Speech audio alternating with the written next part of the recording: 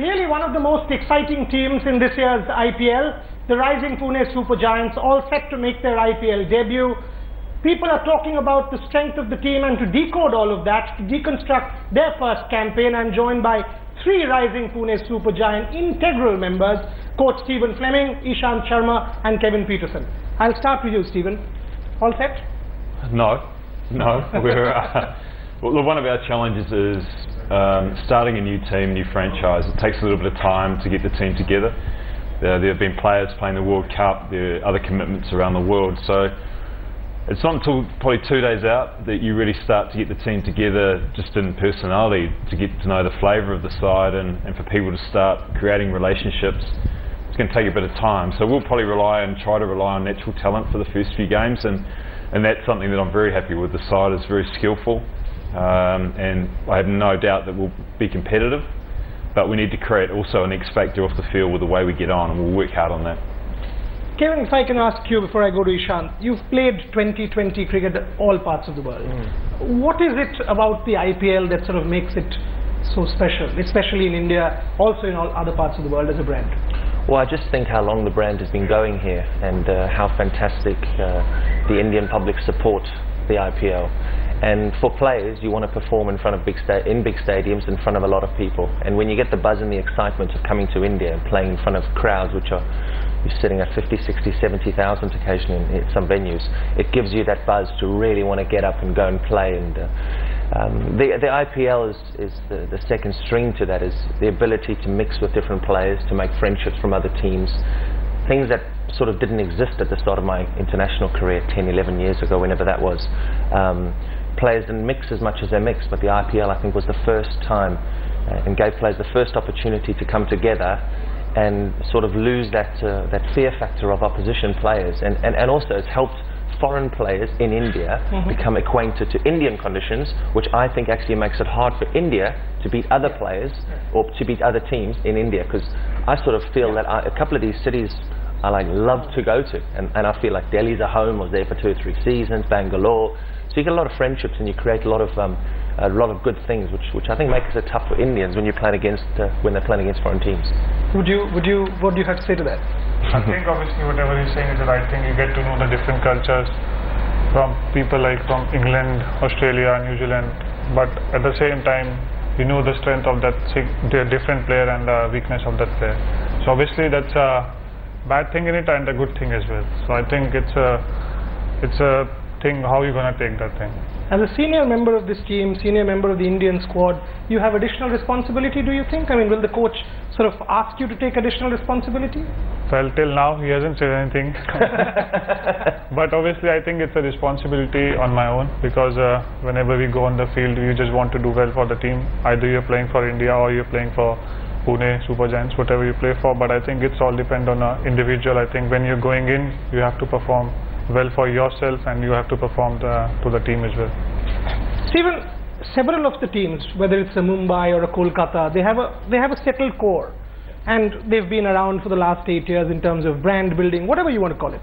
Is that a disadvantage that you perhaps will take a little bit of time to overcome, or is it very good to start afresh with a clean slate? No, it's a small one, but it's not one that's going to stop us winning the IPL. So we have to adjust and just accelerate that process of getting together, that togetherness which we talked about at the start. So that's the focus, and that's a job for the coaching staff. But if you look at the squad we've picked, it's very experienced. We've got players who are well versed in all conditions around the world, and also played a lot in India. We've got players that play regularly with each other, if it's for Melbourne or for India, for Australia.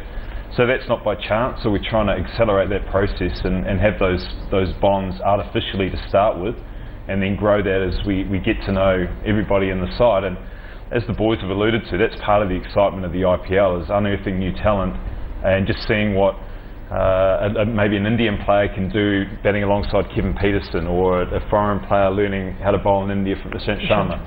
And it's fascinating, there's subplots all over the place that develop as the IPL goes on. You just have to be nimble enough to stay in front of problems and enjoy it enough to relish the experience. As the coach, I mean, especially in a team which has stars like, say, Kevin Pietersene, and there are many youngsters. I mean, is it the job of the coach also, or is it more your responsibility to try and see that sort of that mingle happens, or because there will be some who are overawed by people of that stature? No, it's not. It's actually up to the players themselves. And once again, we look, one of the philosophies is to pick good people. And that character will naturally gravitate towards their teammates, and it'll happen. It won't happen by being forced. I think if you pretend you've got a good team spirit or try to create something artificially, you'll come up short. So I don't know what we'll look like in 7 weeks, but we'll be trying very hard to build those bonds, and it comes back to the people that we have. We think we have good people, we have great cricketers, and together that's a pretty good mix. Kevin, I mean, whenever we think of you, I mean, not only the great batsman that you are, but also the fact that you're an outright entertainer. People love to watch you.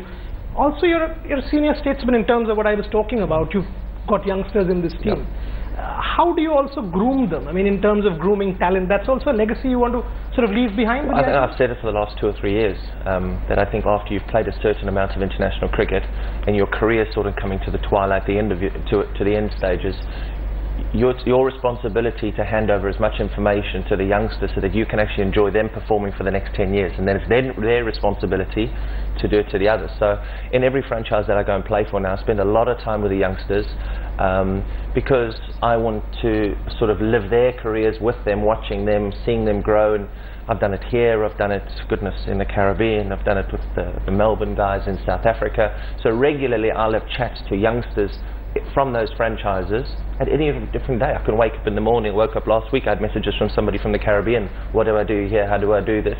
And that's how you do it. And you know what? For me, it gives me great pleasure because I'm helping youngsters get better, or trying to help youngsters get better. But I feel it's a responsibility, having played a lot of cricket around the world, that I've sort of seen the good stuff. I've seen some of the bad stuff. I've seen some of the good stuff off the field, I've seen bad stuff off the field. Correct. So you've got to try and mix it and just offer advice, and it's sort of in one ear out the other. If you take it, you take it. If you don't, you don't. But hopefully I've helped, and I think I might have along the way at some stage. Ishant, is there extra pressure for someone like you? You've not been part of the, say, 2020 setup in that sense. Is there any extra urge to sort of come and take the IPL stage, make it your own, also make a comeback into the Indian team maybe at some point in time? Is there any extra urge to do well, or you've been there, done that, it's another tournament? I think that's a easy thing to perform well. If you put pressure on yourself that you want to prove yourself to the world that you're not there for the World Cup and now you want to do something well and then come back into the side again. But I think you put pressure on yourself. I think if you go and play like you're playing another tournament, you have to do well. The way you've been performing in the other format, same you need to do, say the same mindset you need to do in that as well. So I think it's more chance you have, to do well for the Pune and whatever your team play for. Stephen, there's so much talk about the Stephen Fleming, Mahendra Singh Dhoni combination. What is special about Mahendra Singh Dhoni? He's got the big shirt tail. I've been able to hang on to it, so that's positive. It's good to be in his shadow. It's nice. But in terms of working together, just sort of, because you've been working perhaps the closest with him, can you help us deconstruct the Mahendra? Is he as cool, for example, off the field when you strategize? I mean, this whole captain cool thing, Is it a media creation, or is he really that cool? No, he's pretty cool. The traits that I really admire is his humility. He's done some amazing things for his country. He's won World Cups. He's played some unbelievable innings for India and captained them extremely well. But he's got a soft humility with an affinity with the Indian public, and the way he conducts himself has been a lesson to, I think, everybody that is lucky enough to spend time with him, and certainly each team I've been with, he leaves at a better place. He's a wonderful player. People talk a lot about his captaincy, but his leadership from example is very strong, and that's often overshadowed by a lot of retirement talk and captaincy this and that. And there's always going to be opinion in India that's going to be divided as to what should have happened. But I think you've got to take a breath and say what a wonderful player he is and has been. Some of the games he's won on his own. And look, I look forward to spending time with him, to strategize and create a team and tactics, but I also love watching him play and watching the effect it has on Ishant and Kev, who get to bat with him, and almost like the Kohli-Dhoni dynamic that went on during the T20. It's a really positive effect. Very rarely do you walk away saying that was a challenge or that didn't go to plan. It's always positive, and it's calm, and it's got reason. And to work with a captain like that, especially in India, is very important, that you're mixing a whole melting pot of nationalities into one, but predominantly we're an Indian side. And to have the leader of India taking you through is a huge benefit. So I'm very lucky and rewarded for the job that I can do. Let me ask you a follow-up question. I mean, for the World Cup, as part of my panel, I had Saurav, Nasser and Steve Waugh, also Sachin. And we were talking about, after the India match, and this is not an India question, Dhoni, for example, faced 9 balls in the India-West Indies match, and everyone was the opinion, if you are that good a player, why should you face 9 balls? Are you actually happy the fact that he bats number 6 and perhaps doesn't give himself that much of time to bat more? India had just lost 2 wickets, the captain facing 9 balls? Well, that's one situation that can be debated. You also look at A.B. de Villiers. There's a theory that he needs to come in later on in the innings to be more effective, and it's a hard one to sort of get your head around, but often that's just the way players are wired, and MS has become so good at let's take the end of the game working backwards rather than forwards to the end, that when is the right time. What we do know is that if he's there at the end, you've got a good chance of winning. So you try and, logic would say let's get him in over number 5 and he can just hit, but it just doesn't work like that. There's responsibility and pressure around those roles, and that's why you have your experienced players at sort of 3 and 4. But he's got a unique skill, and giving him the confidence and often just freeing him up is something that we're always looking to do. He carries the weight of the nation on his shoulders, and often if he plays poorly and gets out, he's going to get more criticism, and he wants to win more than anybody. It doesn't often come through, and so when he puts himself forward, most times it works, but you're always wanting more, and I think that's part of the discussion is, well, why can't he come in at 10 overs and do what he does for the last 2? But it's just not as simple as that. Then again, on the other hand, he puts himself forward in a World Cup final and gets 90 not out to win the game. So I don't think he can win in the Indian position, but I think he does a good job. That's actually a lovely way to put it. Kevin, I've sort of followed your career extremely closely. Was there when you made your debut in that Ashes series. Really good people, great crowds. But now gradually, it's especially in India, we call ourselves the financial nerve center, etc. But it's IPL. Not even the World Cup. World Cup, except the India matches, weren't full. Does that worry you as a cricketer who wants to leave a legacy behind? I'm only playing T20s now, so I'm not too worried. But yes, it does worry me because I am a purist, and I love Test cricket. I love watching Test cricket, and I think you develop as a person just as much as you do as a player throughout your career as a Test player, because it's damn hard. I mean, it's much harder for these guys as bowlers. But for us as batters, you've got to go and face spinners on day 4 and day 5, try and save Test matches, win Test matches. They've got to bowl with old balls on day 4, day 5, toenails coming off, feet battered. It's a tough thing to do. And so, am I worried about the crowds? Am I worried about the state of the game? In the longer form, I am, because I think only in England are we seeing full crowds most of the time. I think they might struggle in the May Test matches against Sri Lanka this year. I think we might be quite shocked to seeing how Durham copes with a May Test match, freezing conditions, England versus Sri Lanka. So the ICC has a responsibility to change it up. They've got to do something. The day-night Test match, we saw that one in Adelaide. I mean, that was a great success, but then you speak to the players, and for me as a player, I'll be thinking that twilight session just isn't fair. Because the ball changes. So what do you do? But we're entertainers, and we've got to entertain, and we've got a responsibility to do what we've got to do. But something has to be done about Test cricket. It has to be. I've got to take a break, but before that, one more question. Right. So much was said about spinners. It will be the epitaph of spinners in 2020 cricket, and here we see Samuel Badri, Ravichandran Ashwin, whoever you want to. It's fascinating, isn't it? People opening the bowling, closing the bowling. Spinners? It is. It's an art, and I think spinners have a lot more variations.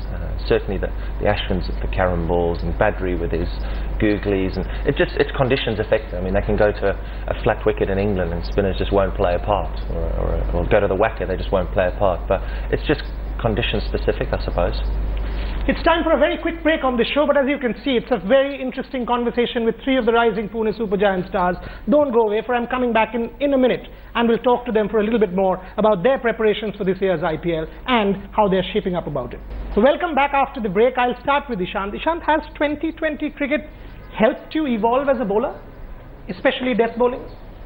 Well, obviously, I think when I started my career, there's not much of a test cricket, T20 cricket. But then I get to know that how important is a format this is if you want to be a good bowler in all format of the game. Then I get to know that you have to bowl, you have to learn how you're gonna bowl in the different situations, especially in the death. Because I was just talking to him and he said when I just arrived in Pune that my stats are not going the way it should be. No worries. Nice. Nice. That's nice. Please tell me. No, but that's a fact. Well, that's a fact. But So we'll see you address it this year. no, but what we are trying to do is like why this is happening, why this is not happening. If I can take wickets in the test matches and in the one day, that why it's not happening in the T20. So I think we are working on it, and hopefully I can work on it and do well for the team. He's given it to me. I'm a journalist. I must ask you this. Tell me, how does Ishant Sharma's stats improve? Well, it was more a question posed. I see he's got a wonderful skill set, tall, strapping, fast bowler. With those skills, I think the stats should be better. And I've watched Ishant as an opposition coach and always been concerned about the team playing him. And now the opportunity to work with him and explore why those stats don't reflect the ability is something that interests me, and that was part of my goal, was straight away to say, hey, what do you think, Ishant? How can we get these better?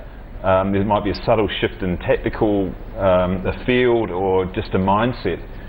You alluded to this earlier also, that it's improved player relationships. I was having a chat with Dwayne Bravo the other day, and he actually said, even within the Caribbean islands, Jamaica, Barbados or Trinidad, we had our differences. But now, when I share the same dressing room with a Dwayne Smith or a Pollard, even that has improved. I mean, generally you don't understand that. It's incredible. I remember being in an England team and being in a strategy meeting about certain players and say, right, we've got to go at this player, we've got to get in his bubble. I'm going, I'll play with this guy in the IPL. I don't think I can go at him. I can't stand there and have a go at him on the field because he's my teammate. For the last 3 or 4 years he's been my teammate. But actually what it does on the flip side of that is it actually makes your confrontation and your battle a lot greater. So I've had some of my toughest games playing against my mates, because at the end of the day you don't want your mate to send you a message or to speak to you or ring you after the game and go, mate, I've done you there, you got hammered, you got this. So you want to have that one over your mate all the time. So it makes competition a lot fiercer, but I think the verbal barrage, the abuse on the field and taking the mickey out of each other on the field, that the sledging, if you call it, I mean, that could be a thing of the past. Stephen, as a new team, do you actually set goals? I mean, you mentioned winning. Obviously, every participant, every person wants to win. But will a semi-final appearance satisfy you as a coach?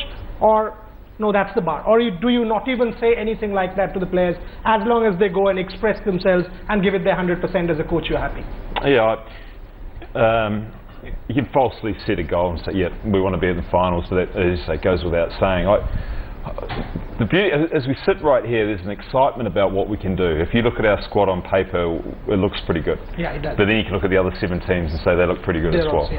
So it's about moments to me. It's about having the guys free enough in their mind and happy enough with their environment that they'll spot a moment and win it. And that might be in a semi-final, it might be game 7 for survival because someone else has played well. The beauty of this format is that anyone on their day can win the game.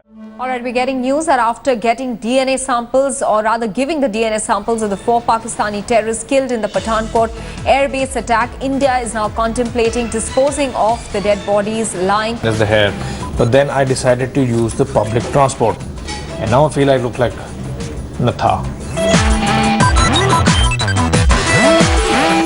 But don't you worry, the show looks fantastic.